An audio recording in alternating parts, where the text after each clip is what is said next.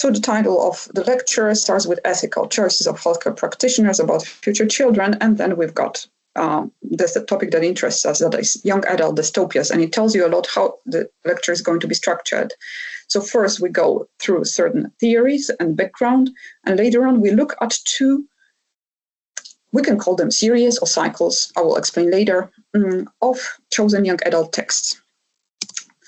Let's begin with a quote that will be the foundational quote and the thought that is going to guide us throughout the whole lecture. It comes from the famous book by Isaiah Berlin, Two Concepts of Liberty. In this book he writes, I quote, "I wish my life and decisions to depend on myself, not on external forces of whatever kind.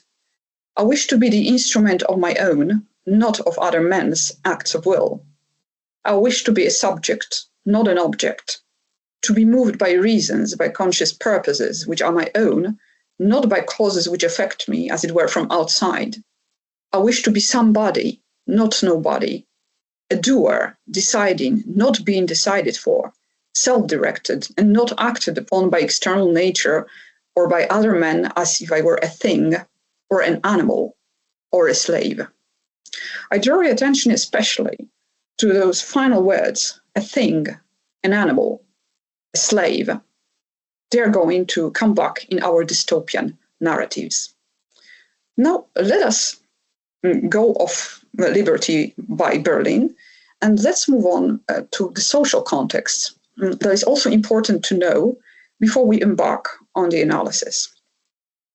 I hope that you are familiar with the notion of vile bodies, but in my experience, sometimes it needs more explanation.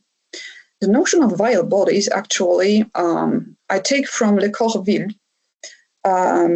is a book published originally in French, and I recommend it in French, actually. And it tells you about a certain category of bodies that are being designated for a special use. Especially, we are talking about the use in medicine. Sometimes people that were sentenced to death, they were in prison, they were given this choice, okay, either death sentence or an experiment, a medical experiment. So you can choose.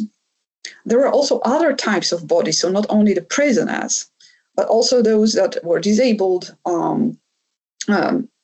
challenged in any way, but also some others of which I'm going to talk about, that were thought to be kind of less human or maybe less valued, not valued as much as so-called healthy humans, and thus they would be perfect for experiments.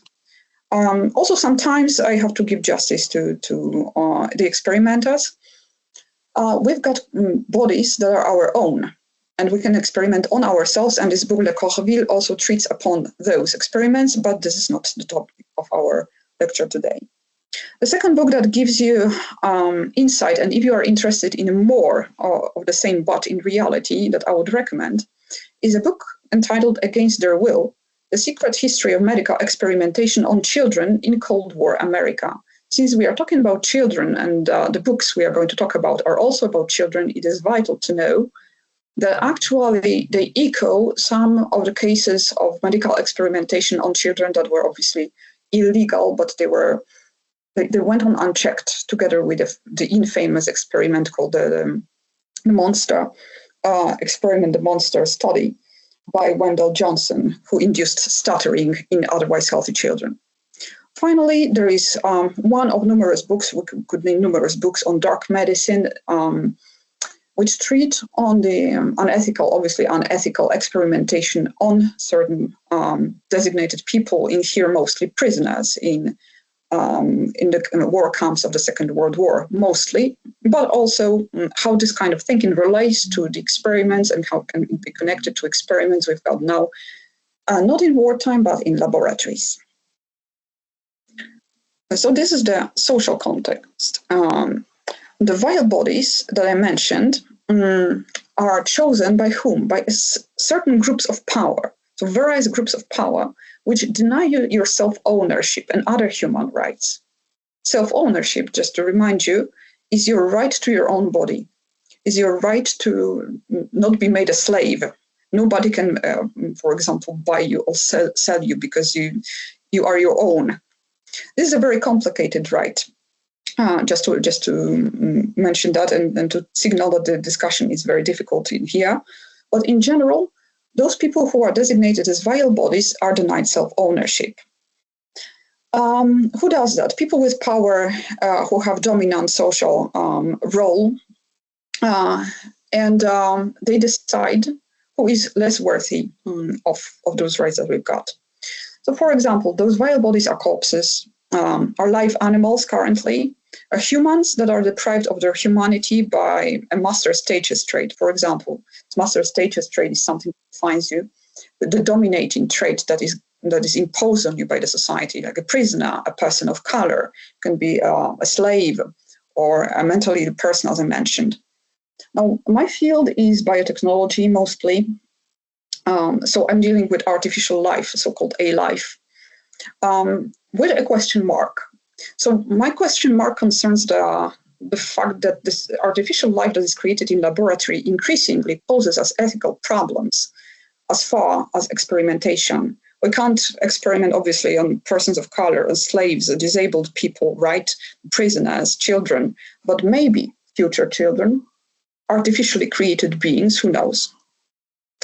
And I will look for the answers or for certain imaginations of the future in two cycles of books. One is actually two books by Nancy Farmer, published one in 2002 and the other in 2013, called the Matteo Alacran duology. So the first one is The House of the Scorpion, which I heartily recommend, and the other is The Lord of Opium.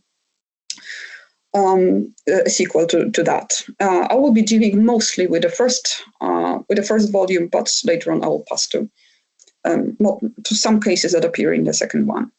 Now, James Patterson's Maximum Ride series, that's a long series, 9 volumes, which are very readable and very short, and I recommend it as well. But this is the first volume, The Angel Experiment. In both of these books, the main heroes are experimented upon and are actually created as experiments. In The House of the Scorpion, we deal with Matt Alacran, who is a clone of a drug lord, and I will come back to the plot during the lecture.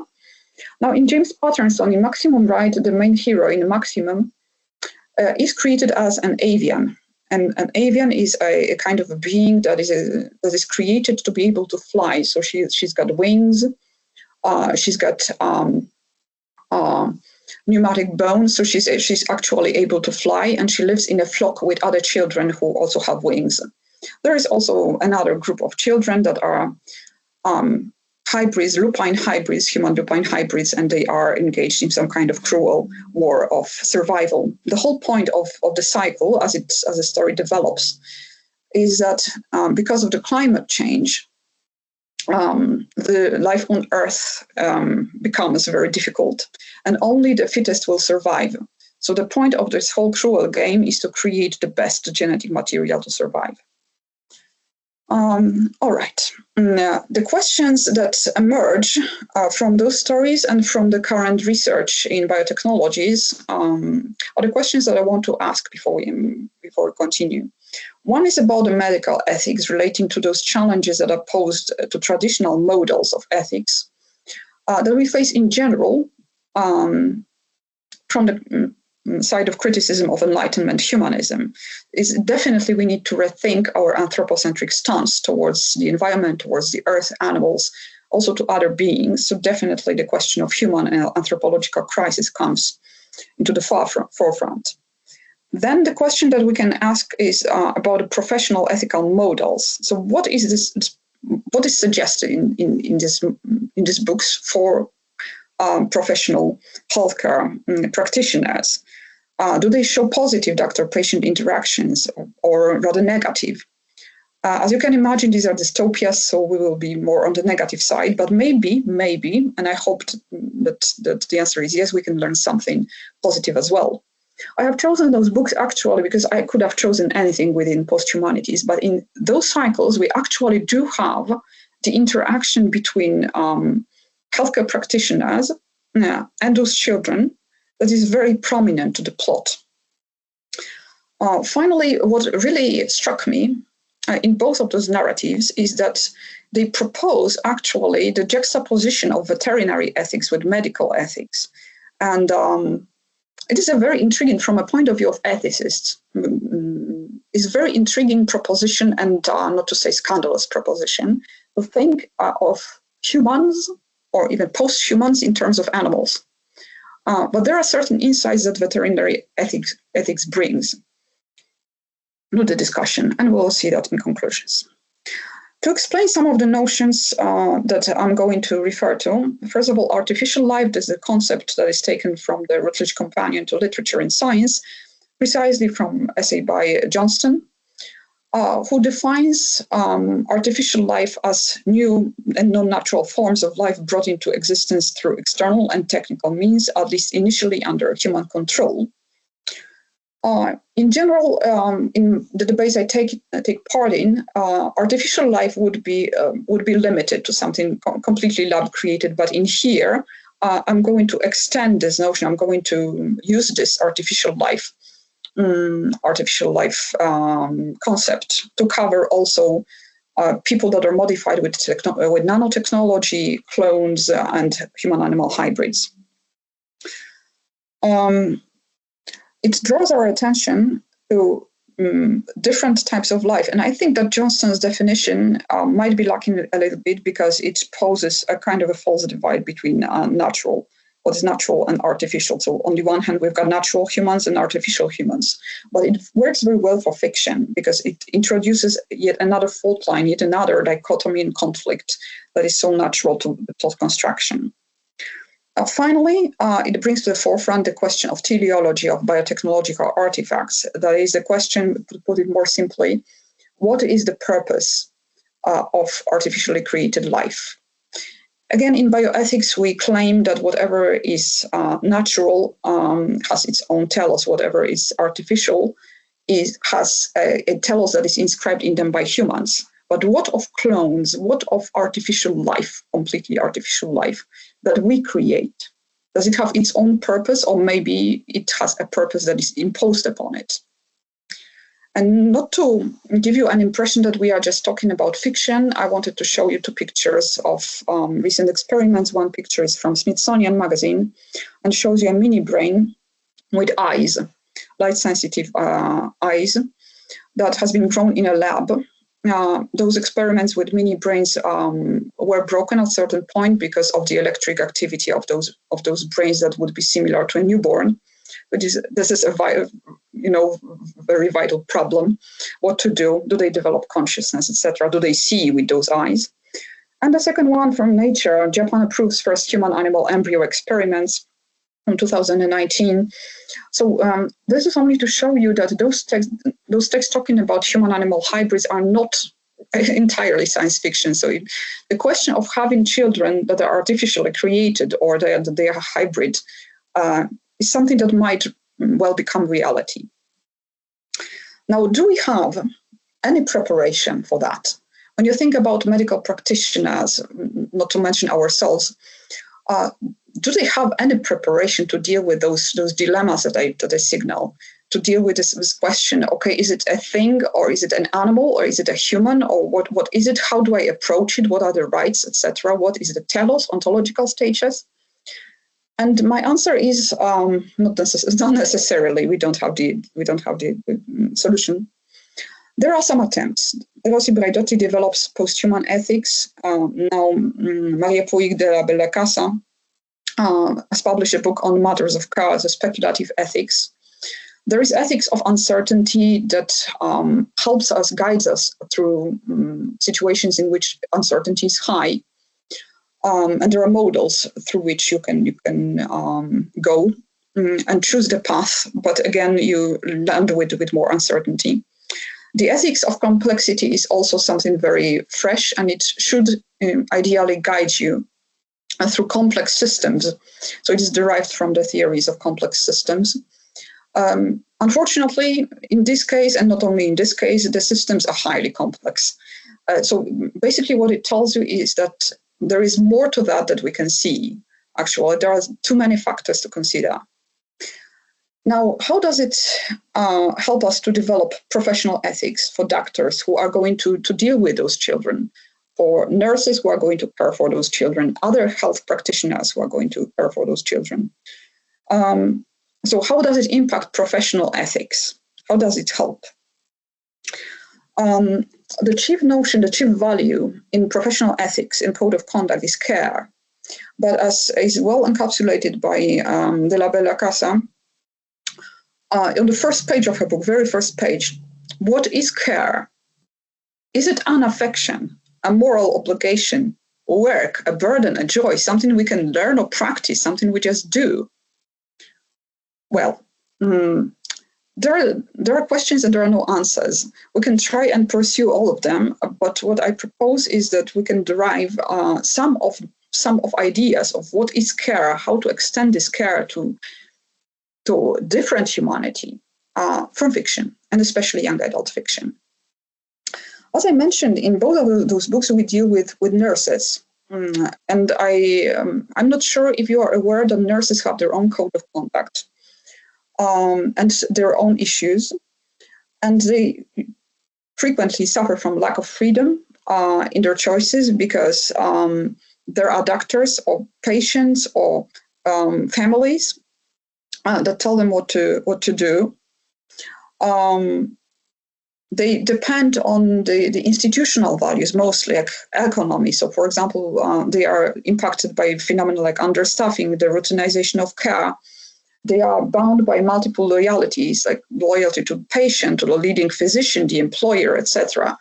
So it is a very different world from those of doctors, and it's already difficult. Given that we've got biotechnological dilemmas, it's becoming even more difficult. It's good to realize that nursing ethics was developed on the battlefield, so it is frequently guided by the principles the greatest good for the greatest number. And there are sometimes the utilitarian and consequentialist ethics or the ethics of the crisis will be used.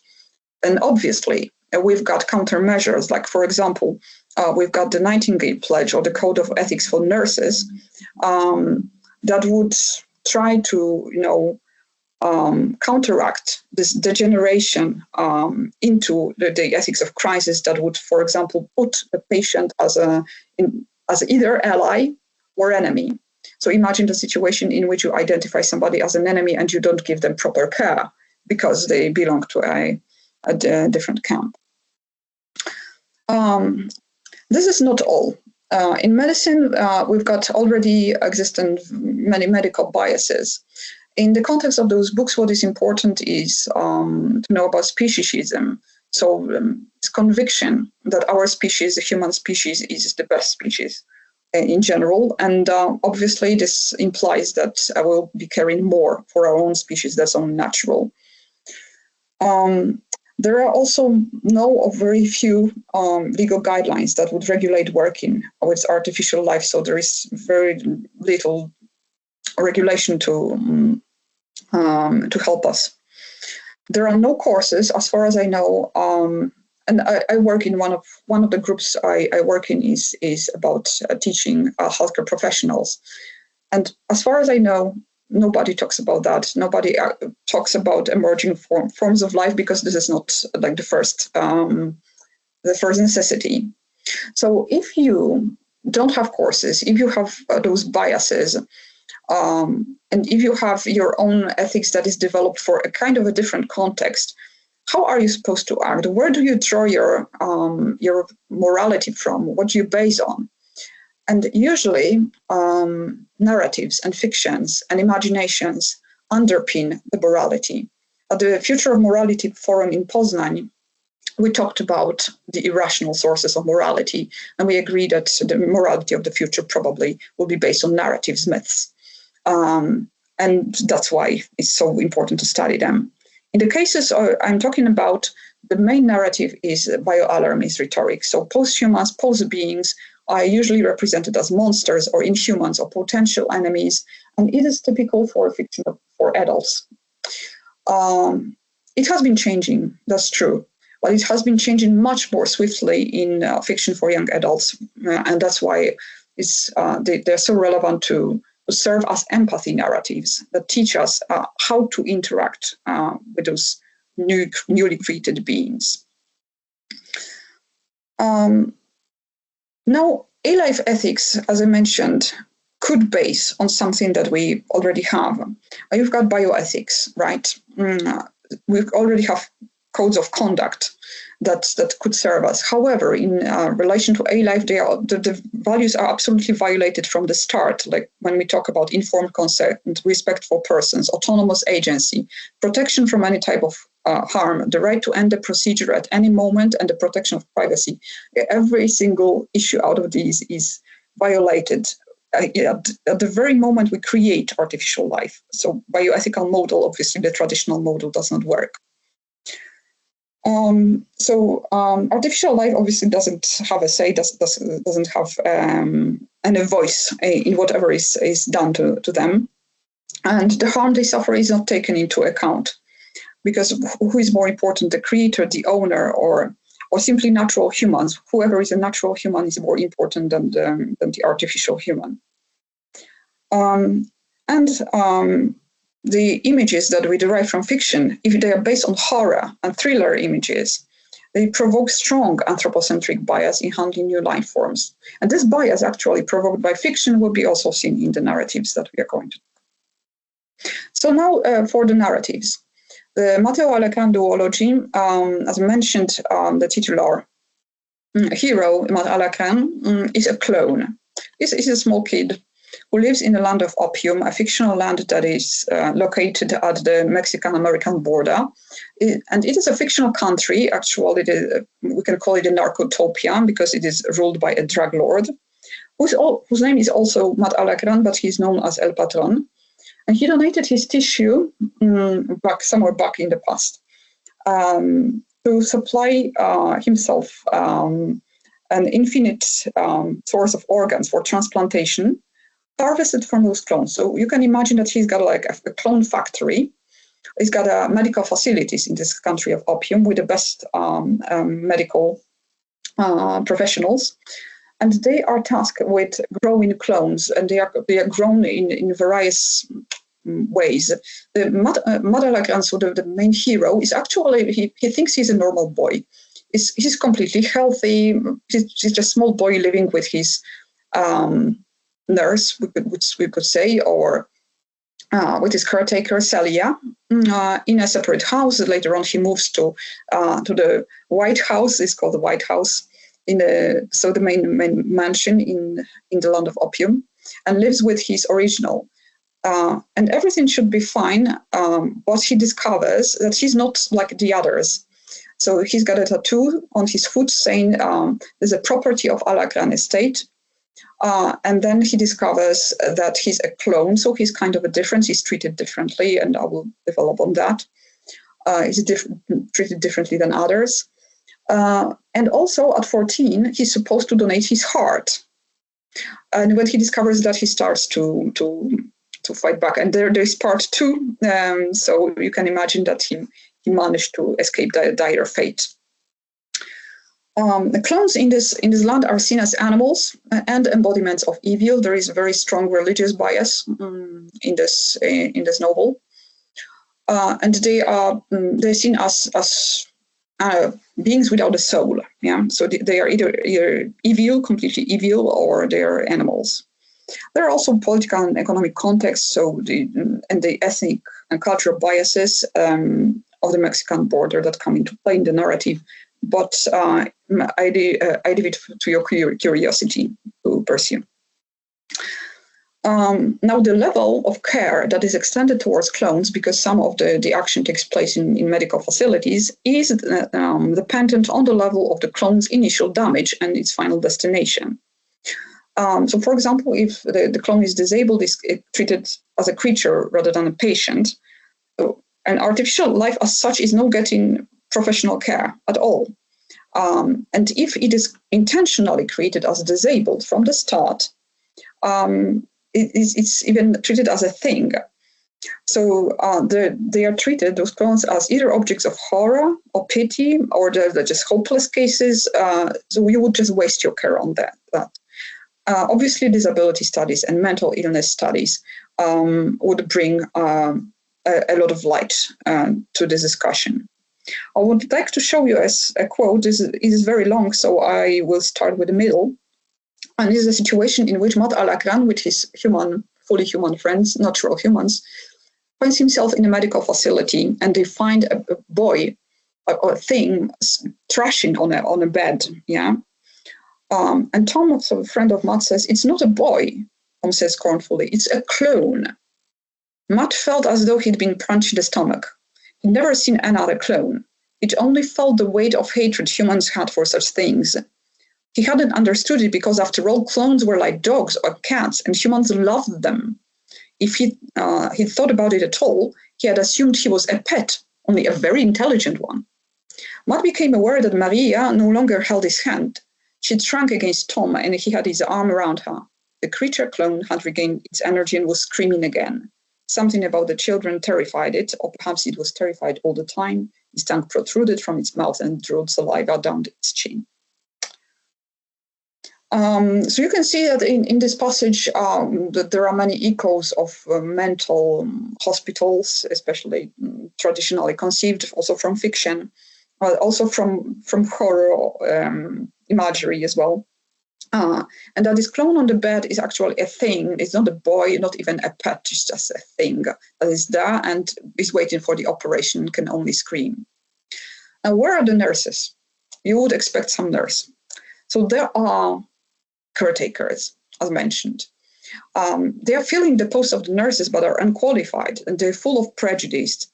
They've got ableist and anthropocentric leanings, and their names are Rose and Fiona. They are two servant women. One, especially Fiona, is a very ambitious one. She thinks herself better, although she was just a dishwasher. And they are asked to take care of those clones, and they enact their bias on them. So, for example, Rose closes Matt in a room turned into a chicken pen and treats him like a dumb animal because she knows how to care about the chicken. So she thinks, okay, so he's like a chicken. It's a very, very, very poignant, very, very yuck scene in the novel. Now, Fiona enjoys telling morbid tales of harvesting organs from live, not anesthetized clones and replacing the Egypts instead of curing them. Now, Egypts are, there's a word that comes from idiots. So they are people who are slaves in the land of opium. They are natural people, but they are injected with nanotechnology that controls them and takes away their ability to reject any order. And Fiona, in another quote, refuses to treat or to take care of one of the Egypts. Her name is Mirasol. And she says, I don't work on Egypts. There's a vet hospital for that. Over by the horse barn. Only I don't think they fix Egypts either. They replace them. Yeah, and Matt wants her to take care of this artificially modified human beings, and asks Cienfuegos, so his jefe, to help him. And the jefe says that Egypts can feel pain, but it can't suffer, right?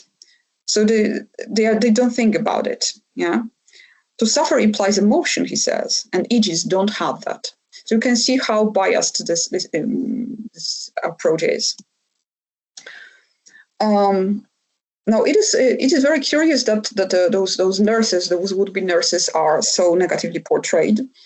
They are not the only ones, but it's very telling, and I'll come back to that at the end. You can see clear gender inequality in the medical profession in the land of opium. The doctors are all male. It is also connected with the class division. They are also from a better class. Doctors, scientists are just too important care for the clones. So if they are forced, they will do it. But everyday care of clones is ceded to less valuable members of the community. And this resentment the women feel for this treatment is relayed on their treatment of Matt and obviously other modified beings. And in a book about the real life cases of this kind of gender inequality of Henreich and English, we can read, whereas it is true that male medical experts were better educated than female healers, too often the experts' theories were grossly unscientific, while the traditional lore of the women contained wisdom based on centuries of observation and experience. the rise of the experts was not the inevitable triumph of right over wrong, fact over myth. It began with a bitter conflict which set women against men, class against class.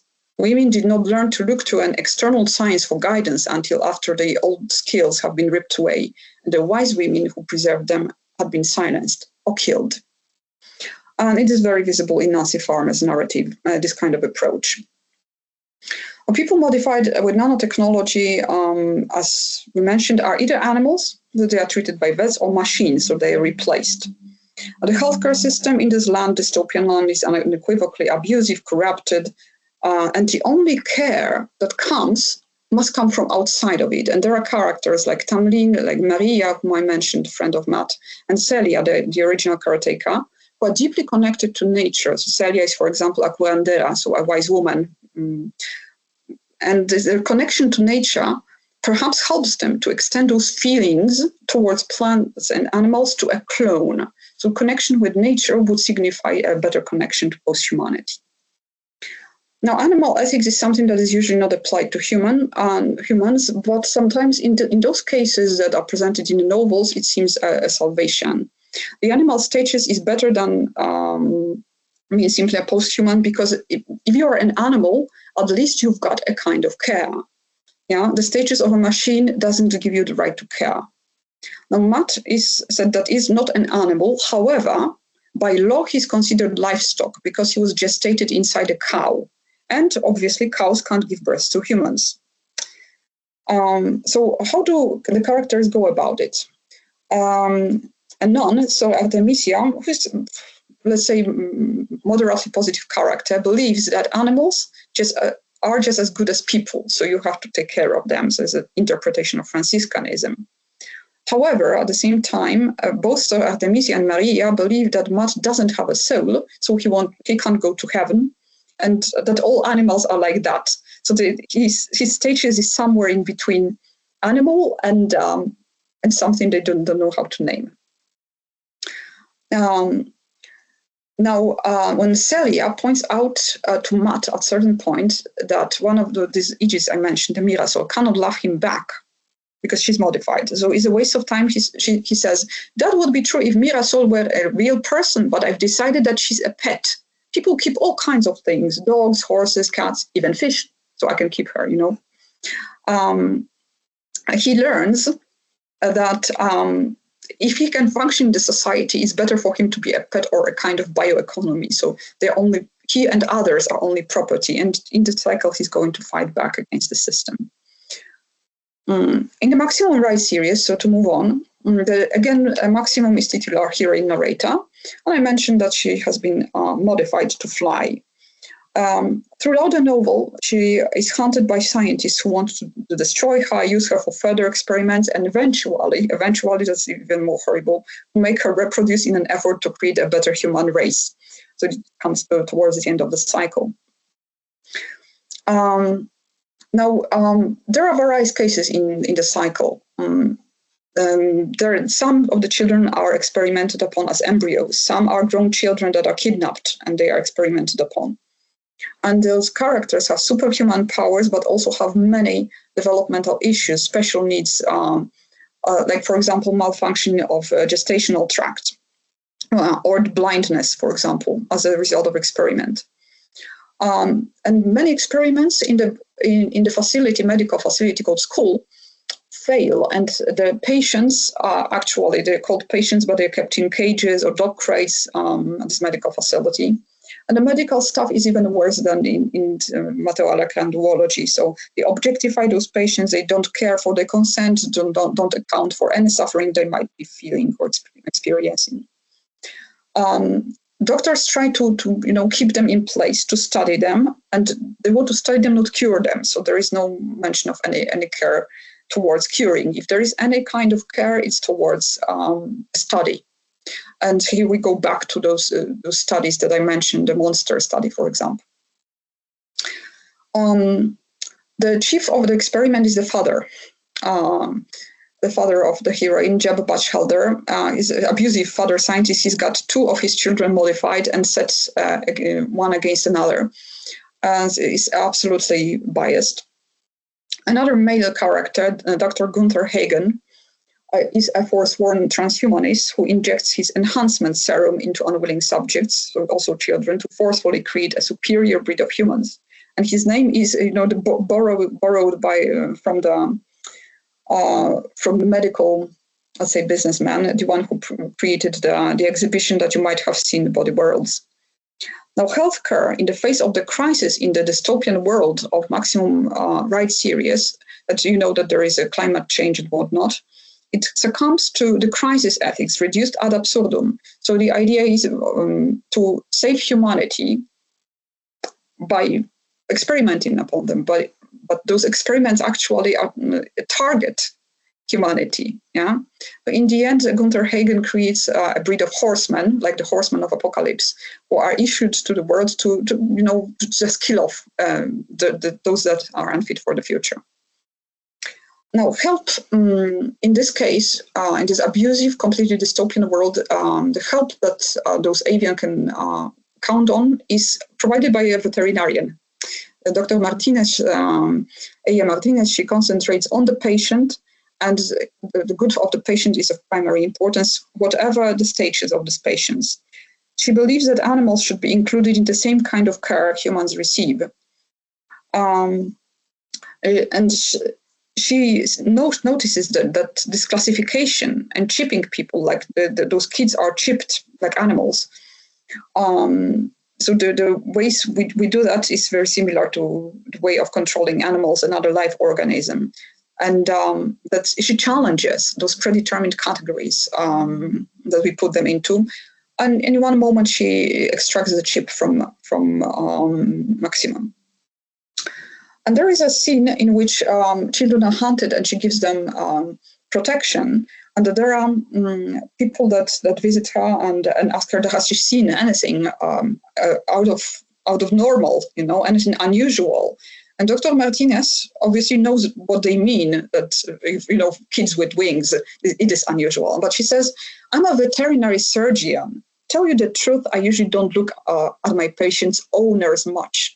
I haven't seen any strangers around. As for unusual animals, last week I treated a cow that had a bicornuate uterus. She had a healthy calf in each side. Does that help?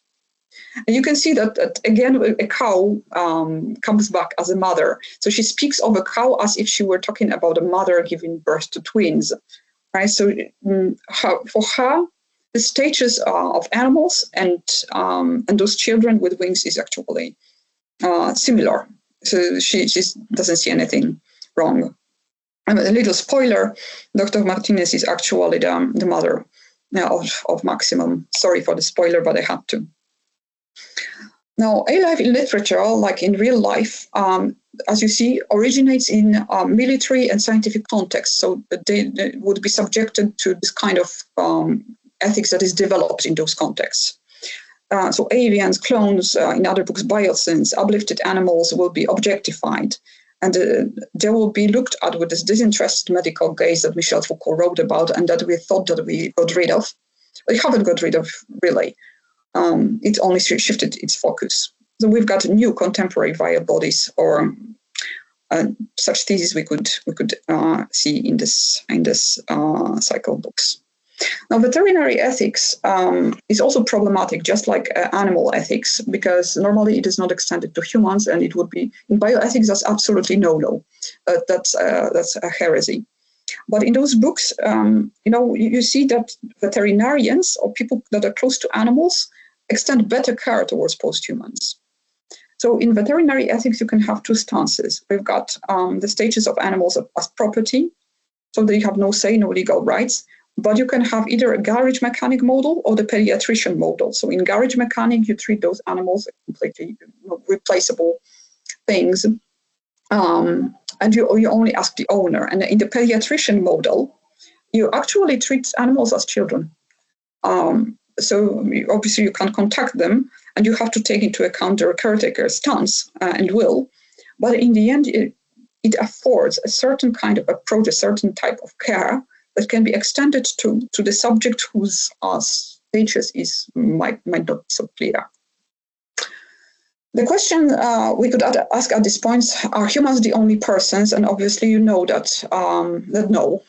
that traditionally no, because spirits are also recognized as persons, if you believe, and there are animals that are also recognized as persons. There are rivers or ecosystems recognized as persons under the law in various countries. We've got dolphins as a prime example from 10 years ago, but there are many, many, many others. And those books try to show and break this divide, because I mentioned the date of publication for Nancy Farmer, and for Patterson, it spans, I think, until 2015. So these are more or less those times in which we developed this extended notion of personhood that allows for and calls for extended notion of care.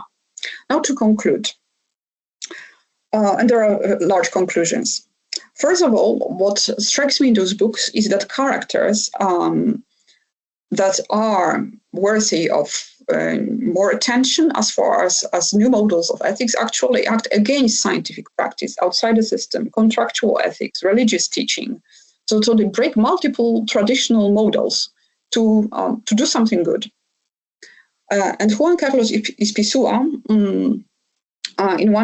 he's a Spanish scientist, in one of the interviews said that time and again, you've got a quote in Spanish, but time and again, the history teaches us that our boundaries, moral boundaries, change and mutate like our DNA with time.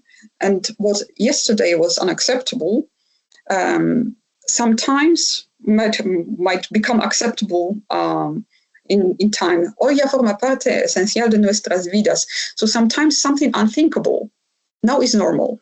Think about the experimentation on dead bodies, on corpses. That was completely unethical a few centuries back, and now it forms just part of medical studies.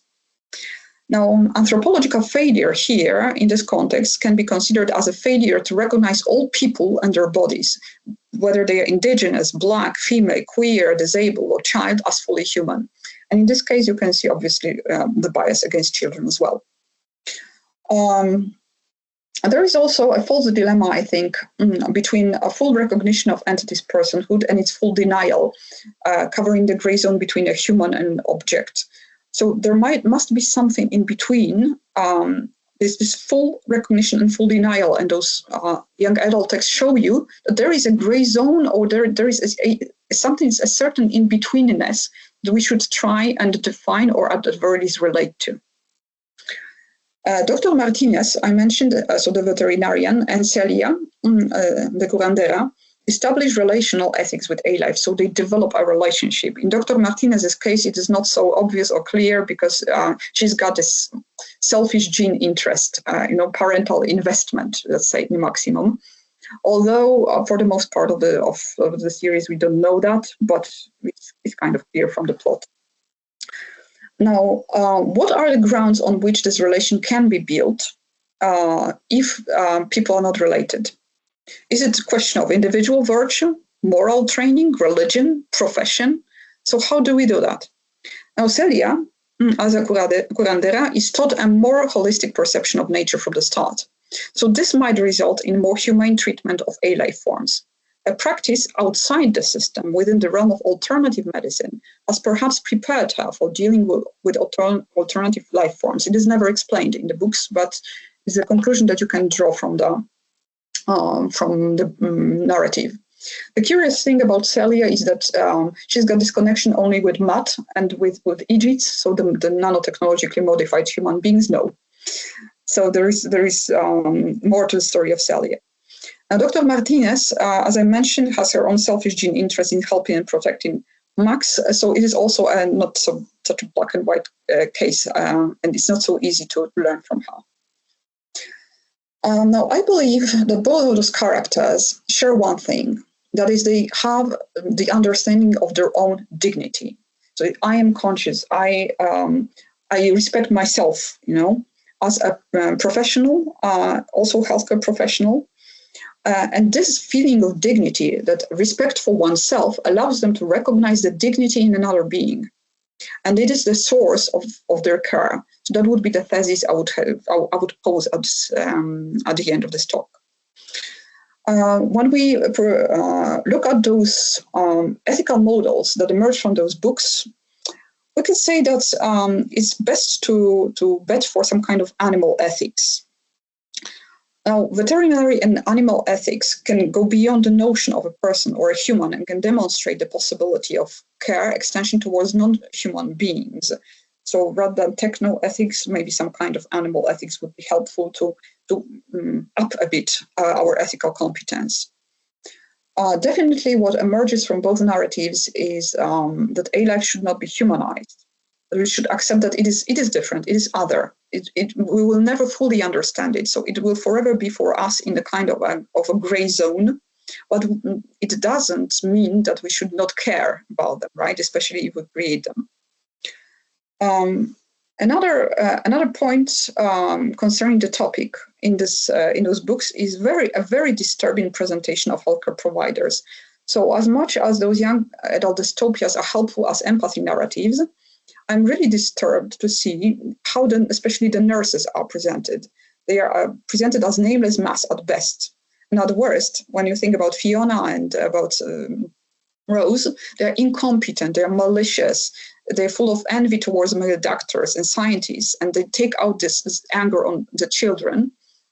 And what follows is that the actual care is pushed on children. So the so-called by directives, other mothering, right? So Matt should take care of somebody of Mirasol, for example, because Celia won't do that. Or Maximum should take care of the flock because there is no mother, there is no father, and the healthcare practitioners can't be relied upon. I mean, they want to kill them or experiment upon them. So two exceptions from this negativity, and especially from the female negativity, are Dr. Martinez and Celia. So Dr. Martinez, on one hand, she breaks the stereotype of an uneducated, malicious, and insensitive care worker. And Celia additionally challenges those stereotypes of the type of education future healthcare workers need. She doesn't have formal education, but what of that? She's a better person than the other actually educated healthcare practitioners. So the conclusion for healthcare education could be that scientific training is not always enough, or definitely is not enough.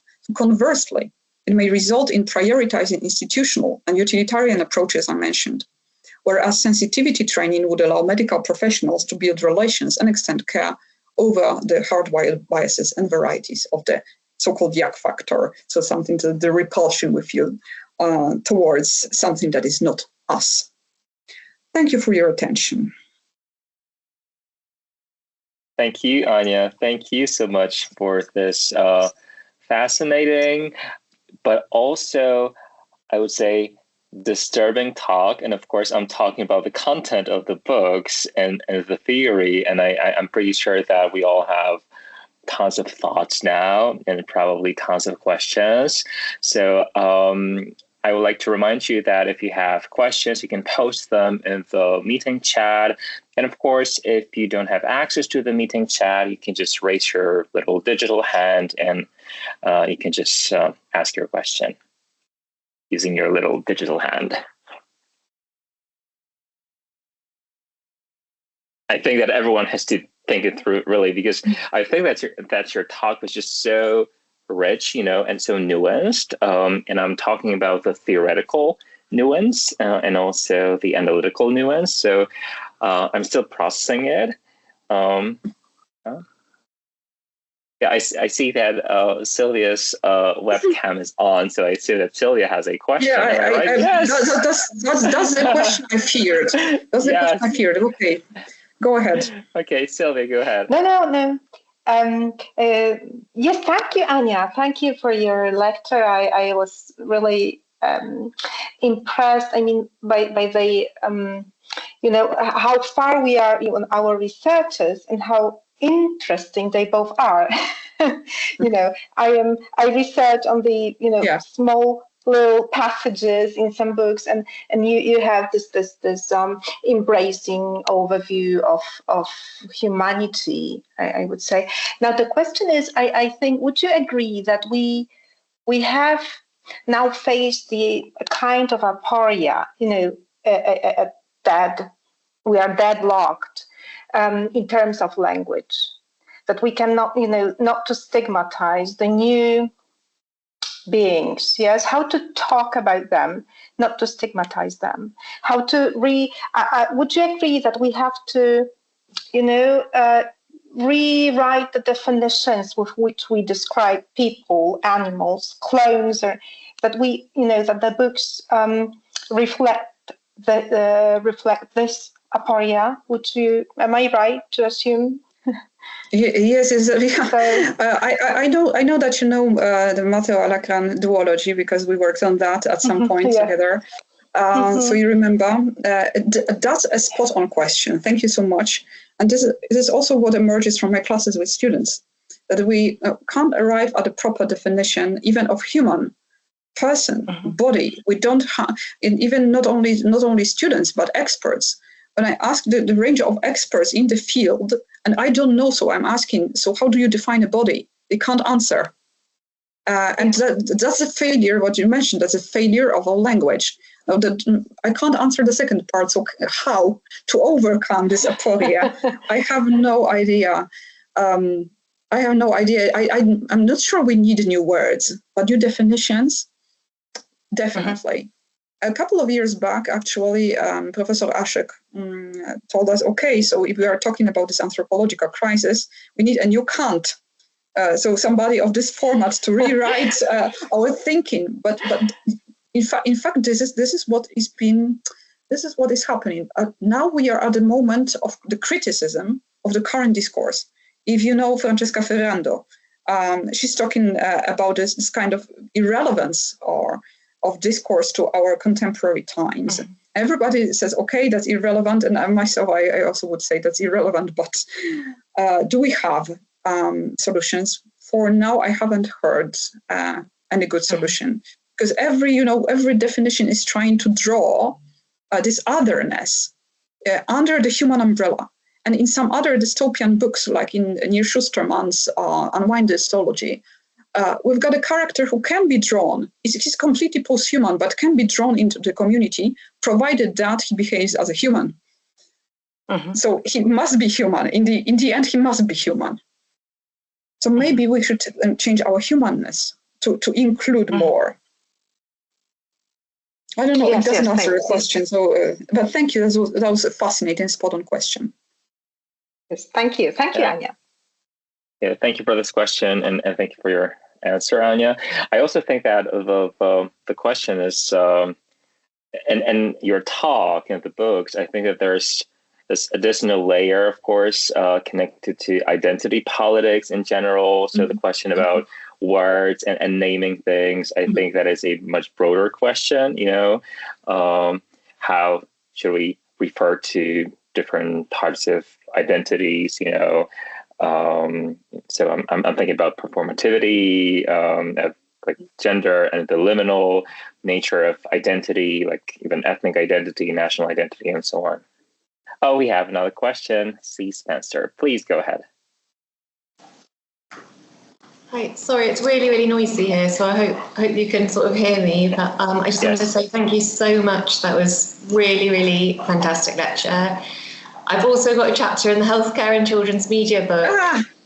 And I'm doing mine on Teen Wolf, and I really wish I'd thought of the juxtaposition of the veterinary and medical thing, because my chapter would have then been amazing. But I will read your one.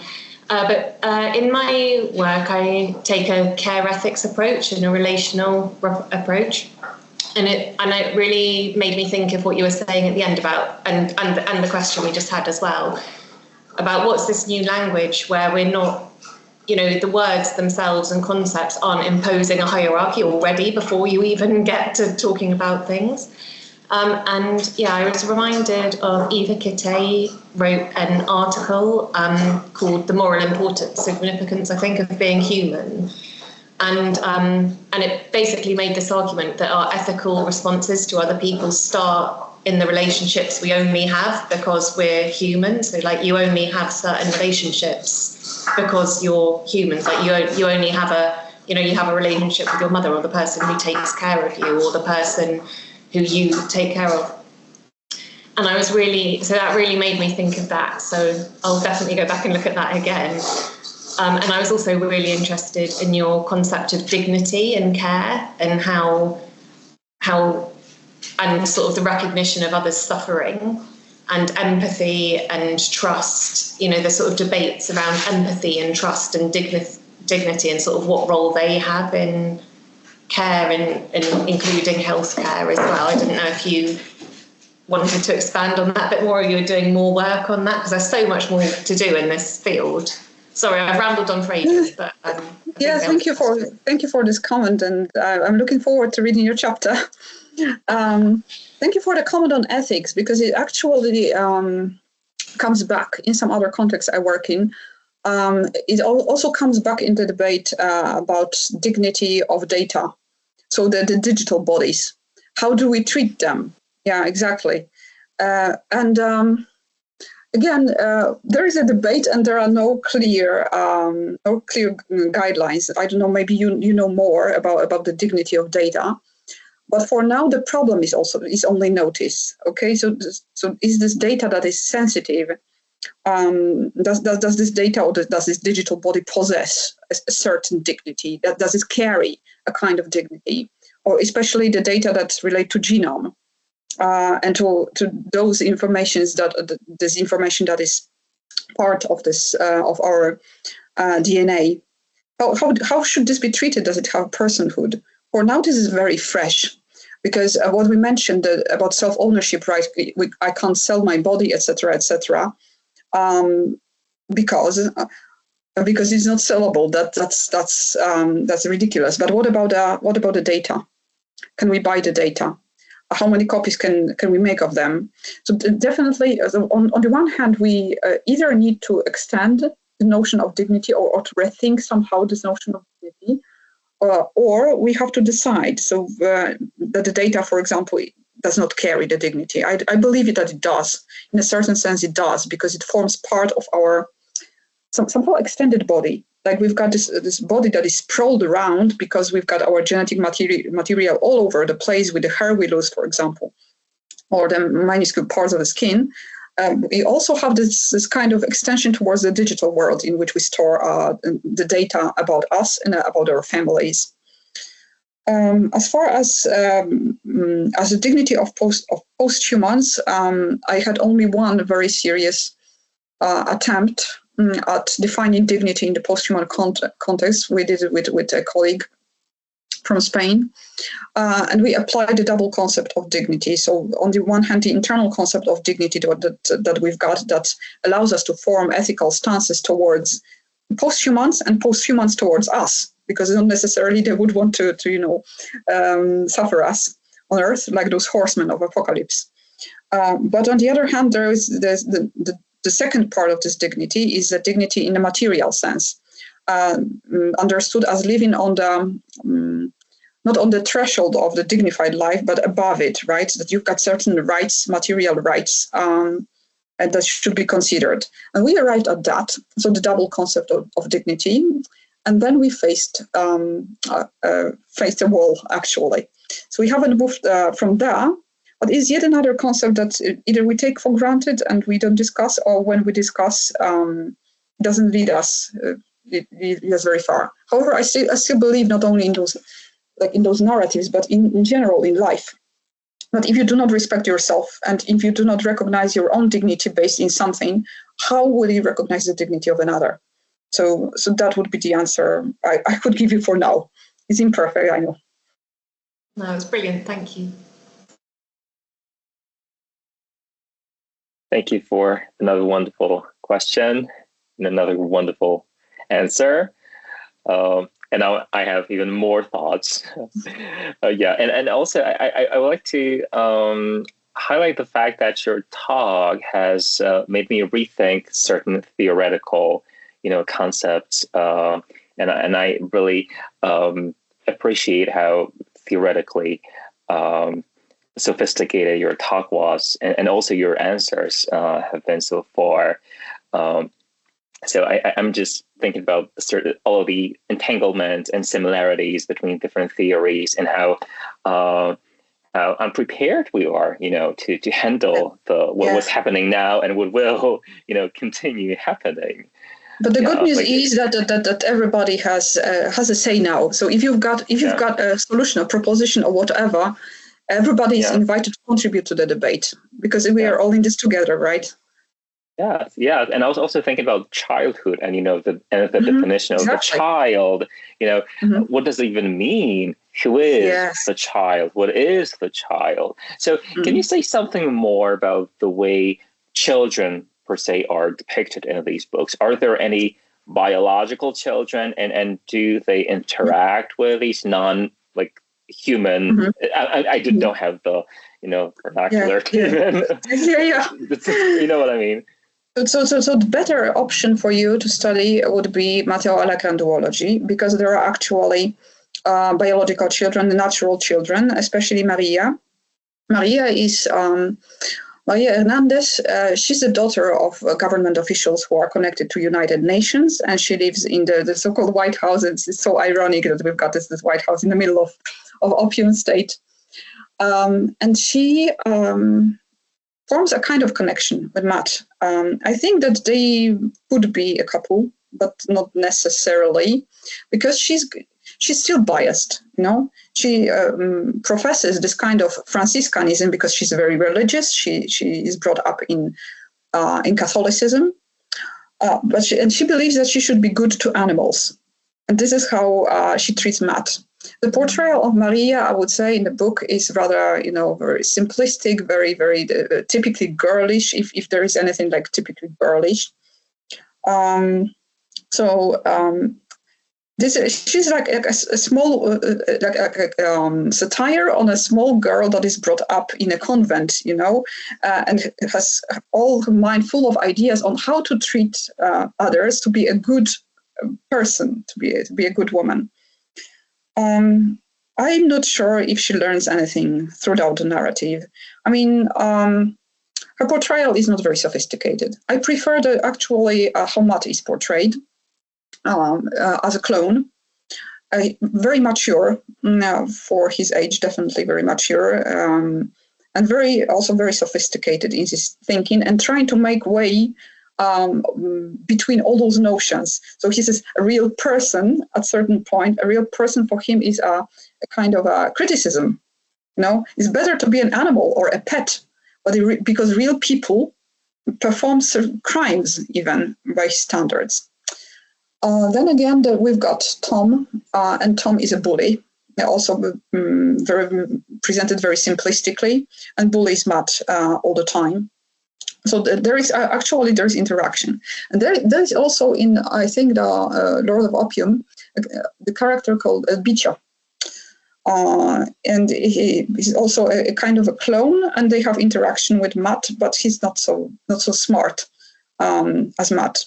And Matt evolves in the narrative to take place of El Patron, because his big idea is to defeat El Patron, and then he will be El Patron of this land of opium, and he will make things right, which is not so simple because he's a clone, so he lives in the shadow all the time of the shadow of this vampire that created him.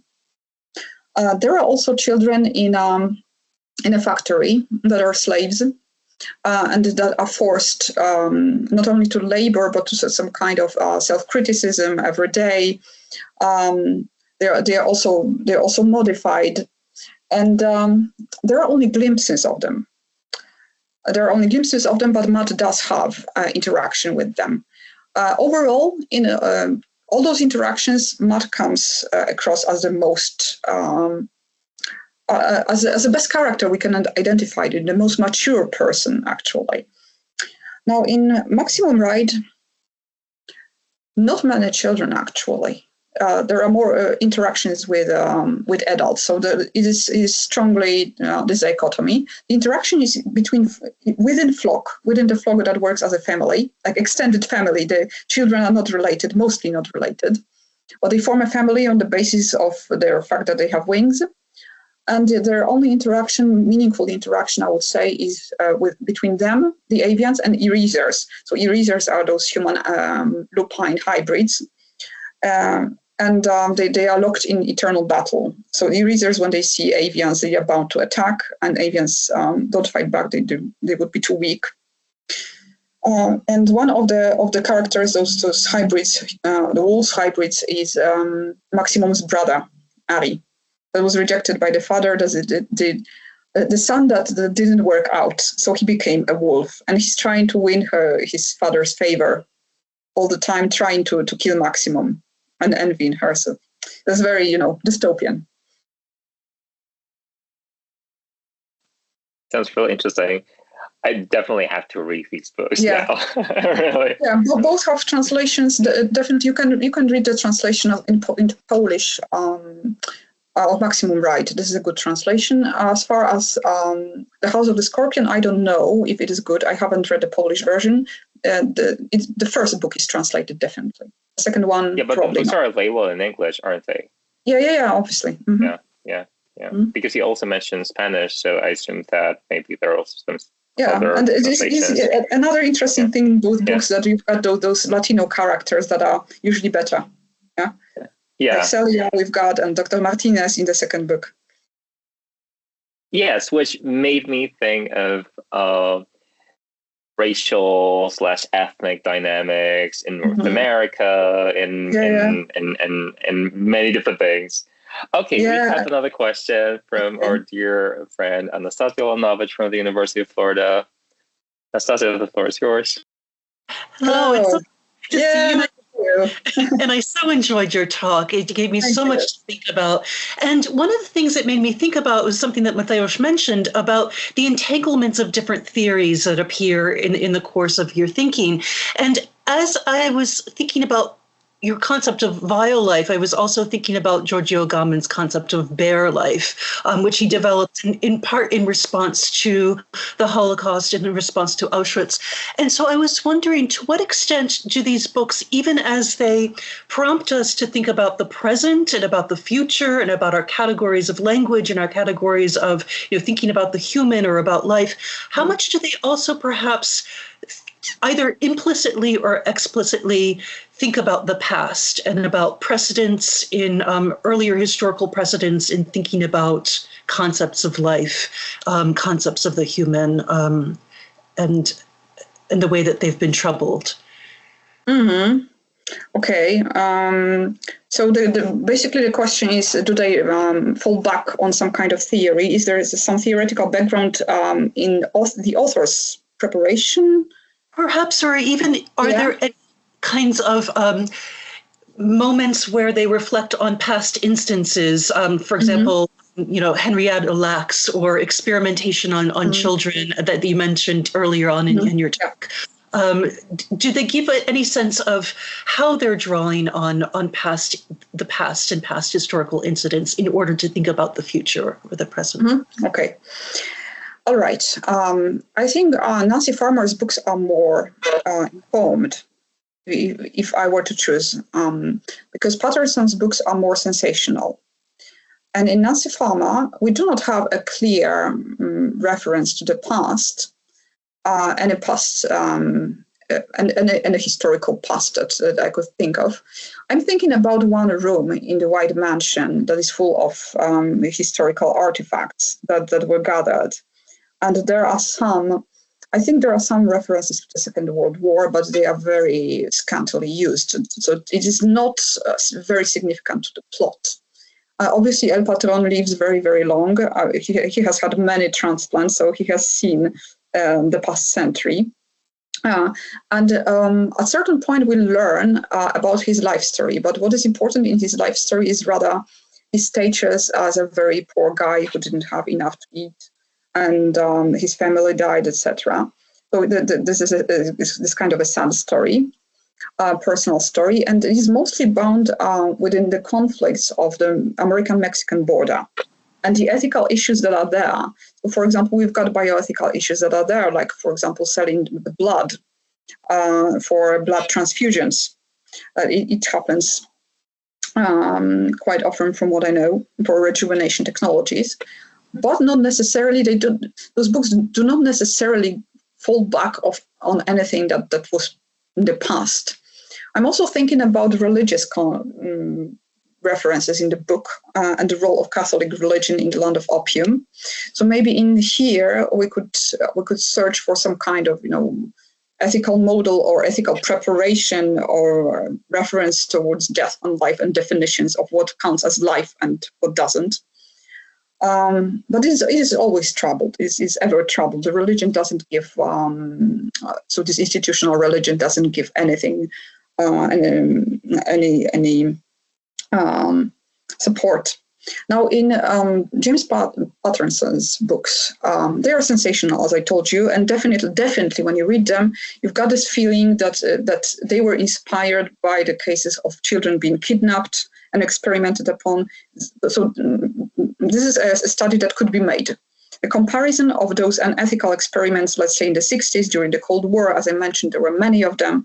So not only those stuttering, but also exposing children to radiation, also experiments on prisoners, so multiple cases. And they were completely unchecked. But of course, now they are studied. And I believe that James Patterson must have known about them, or at the very least was aware of the cases of children being kidnapped. Implicitly, he makes this reference to something that every American probably has seen in the news at some point. Mm-hmm. So in this way, but does he use those things to learn from them to develop ethical answer? I don't think so. I think this is mostly action-driven dystopia, and the Nancy Farmer's books actually were criticized for being more philosophical. So a different approach. Mm-hmm. This is very fascinating, and I think sometimes even if authors don't actually explicitly allude to specific historical events, there are moments or images, as you pointed out in Patterson's text, where we might see these kinds of connections, and might allow us to think about the certain kinds of continuums in disjunctures in history and thinking about the human. Thank you so much. Thank you.